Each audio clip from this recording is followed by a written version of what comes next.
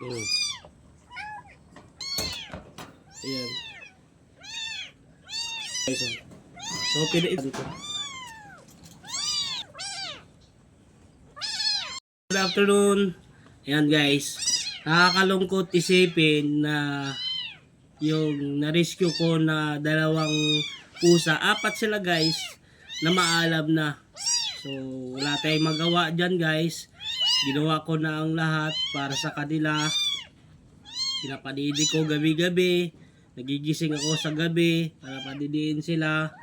Tapos, ayun, hindi niya kinaya. Talagang naghanap sila ng totoong magulang. Totoong na padidi. So, ang naiwan dito, yung dalawa na lang guys. At saka yung isang pusa na na-rescue ko.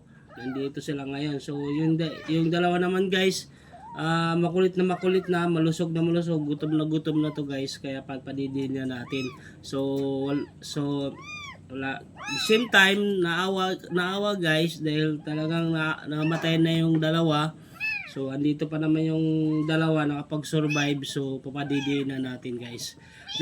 So the same time guys, may dinurog ako dito na isda. So kumakain naman siya guys, kumakain sa at lagyan at papadidiin natin ng gatas. So yan gatas guys.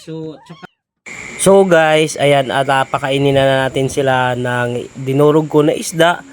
At yung isa guys talagang nilantakan niya agad yung isda. So napakakulit na nila guys. Halos hindi ko na mapigilan, lalo na yung isa. So pinapakain ko sila ng isda guys para masanay, o kaya pagkatapos ng kain ng isda at pinapadidi ko sila ng goat milk. So at dumidi naman sila guys, pinakain ko rin ng isda.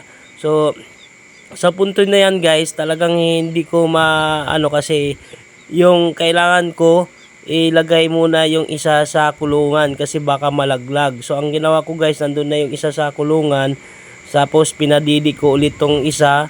Tapos pinakain ko sila guys. Maraming salamat guys. Sana mas marami pang mag-share nito at marami tayong matulungan na tulad nila na na-rescue. At maraming salamat guys, lalong-lalo na sa ating mga followers na sumasabay-bay.